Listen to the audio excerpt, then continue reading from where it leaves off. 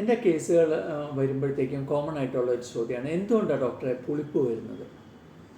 എല്ലാവർക്കും സംഭവിക്കാവുന്ന ഒരു ഏജ് കഴിഞ്ഞ് കഴിഞ്ഞാൽ, പണ്ടൊക്കെ ഒരു 40 വയസ്സ് 50 വയസ്സ് കഴിഞ്ഞ് കഴിഞ്ഞാൽ ഉണ്ടാകുന്ന ഒരു സംഗതിയായിരുന്നു പുളിപ്പ്. അപ്പോൾ പുളിപ്പ് വരാനുള്ള കാരണങ്ങൾ എന്താണെന്ന് ചോദിച്ചു കഴിഞ്ഞാൽ മെയിനായിട്ട് 4 കാരണങ്ങളാണ്. ഒന്ന്, നമ്മുടെ വയറ്റിൽ ഫോം ചെയ്യുന്ന ഓവറായിട്ട് അസിഡിറ്റി അല്ലെങ്കിൽ ഗ്യാസ് ഫോം ചെയ്യുക എന്ന് പറയുന്ന സംഭവം. നമ്മൾ ഓവർ ഭക്ഷണം കൊണ്ട് പലതും കൊണ്ട് വരാം, അസിഡിറ്റി അല്ലെങ്കിൽ ദഹനത്തിൻ്റെ പ്രശ്നം കൊണ്ട് വരാം. രണ്ടാമത് വരുന്ന പല്ലിൻ്റെ ടോപ്പ് തേയ്മാനം വരുന്നുണ്ട്, പല്ലിറുമ്മലും കൊണ്ട്, അല്ലെങ്കിൽ ടൂത്ത് ഗ്രൈൻഡിങ് എന്ന് പറയുന്ന ബ്രെക്സിസ് എന്നൊക്കെ പറയുന്നു.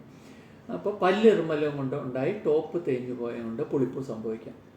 മൂന്നാമത് ഉണ്ടാകുന്നത് സൈഡിൽ തേയ്മാനം കൊണ്ടുവരാം, നമ്മൾ അമർത്തി ബ്രഷ് ചെയ്യുന്നതുകൊണ്ട്, വിരലും കൊണ്ട് അമർത്തി തേയ്ക്കുന്നതുകൊണ്ട്, അല്ലെങ്കിൽ കെമിക്കൽ വേറെ എന്തെങ്കിലും ഒത്തിരി സോഡ, പെപ്സി, കോള അങ്ങനെയുള്ള കാർബണേറ്റഡ് ഡ്രിങ്ക്സിൻ്റെ ഓവർ യൂസും കൊണ്ടുണ്ടാകുന്ന തേയ്മാനങ്ങൾ കൊണ്ടുണ്ടാകും.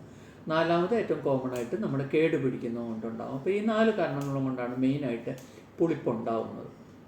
അപ്പോൾ പുളിപ്പ് മാറ്റാനായിട്ട് അതേപോലെ തന്നെ ഓരോ കാരണം വെച്ച് എടുത്താൽ നമുക്ക് വരുന്നത് അസിഡിറ്റി. കോമൺ ആയിട്ട് നമ്മുടെ ഡയറ്റ് കീപ്പ് ചെയ്ത് കഴിഞ്ഞ് കഴിഞ്ഞാൽ, കറക്റ്റ് ആക്കി കഴിഞ്ഞാൽ അത് നമുക്ക് കൺട്രോൾ ചെയ്യാൻ സാധിക്കും. പഴയ ആൾക്കാരെ ശ്രദ്ധിച്ചു കഴിഞ്ഞാൽ അറിയാം, നമുക്ക് എപ്പോഴും അവരൊരു എവറി 3 hours അല്ല നമ്മൾ അവരെന്തെങ്കിലും ഫുഡ് കഴിക്കും. രാവിലെ ഒരു 7 മണിക്ക് കഴിച്ചു കഴിഞ്ഞാൽ 10 മണിക്ക് കഴിക്കും. അത് കഴിഞ്ഞ് കഴിഞ്ഞാൽ ഒരു 1 മണിയാകുമ്പോൾ കഴിക്കും, 4 മണിയാകുമ്പോൾ ഒരു കാപ്പി കുടിക്കും, 7 മണിയാകുമ്പോൾ അത്താഴം കഴിക്കും. അതേപോലെ തന്നെ ഏറ്റവും ലൈറ്റ് ഫുഡായിരിക്കും അത്താഴത്തിന് കഴിക്കുന്നത്. അത് കഴിഞ്ഞ് ഒരു 3 മണിക്കൂർ കഴിഞ്ഞാൽ ഉറങ്ങാൻ പോകും. അങ്ങനെ ആകുമ്പോഴത്തേക്കും അസിഡിറ്റി ഫോം ചെയ്യുന്നത് മിനിമലായിരിക്കും. രണ്ടാമത്തെ സംഗതിയാണ് അട്രീഷൻ, അല്ലെങ്കിൽ അതിൻ്റെ അകത്ത് വരുന്നത് പല്ലിറുമ്മൽ കൊണ്ടുള്ള കാരണം.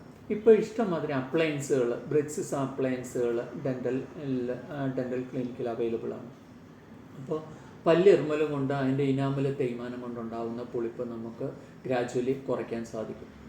മൂന്നാമത്തെ ഉള്ളതാണ് കെമിക്കൽ റിയാക്ഷൻ, അല്ലെങ്കിൽ കൂടുതൽ നമ്മുടെ ബ്രഷിങ് രീതിയും കൊണ്ട്. നമ്മുടെ സൗത്ത് ഇന്ത്യൻസ് പ്രത്യേകിച്ച് നമ്മൾ പണ്ട് ഉമിക്കരിയൊക്കെ ഇട്ട് പല്ല് വെച്ച് ആ ശീലമുള്ളതുകൊണ്ട്, ഇപ്പോഴും ഫ്രണ്ട് ആൻഡ് ബാക്ക് ബ്രഷ് ചെയ്യുന്ന ഒരു ശീലമുള്ളതുകൊണ്ട് സൈഡ് തേയ്മാനം വരാറുണ്ട്.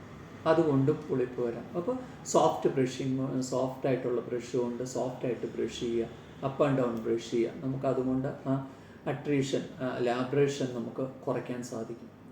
നാലാമത് വരുന്ന കേടുള്ള പല്ലുകളുണ്ടെങ്കിൽ അത് റെഗുലർ ചെക്കപ്പ് കൊണ്ട് നമുക്ക് ഈ പറയുന്ന 4 സംഗതികൾ ഒഴിവാക്കാം. അപ്പോൾ കേടുള്ള പല്ലുകളുണ്ടെങ്കിൽ തീർച്ചയായിട്ടും അത് once in 6 months കാണിച്ച് അത് കറക്റ്റായിട്ട് ഫില്ല് ചെയ്തുകൊണ്ടിരുന്നു കഴിഞ്ഞാൽ പുളിപ്പ് നമുക്ക് ഒരു പരിധി വരെ ഒഴിവാക്കാൻ സാധിക്കും.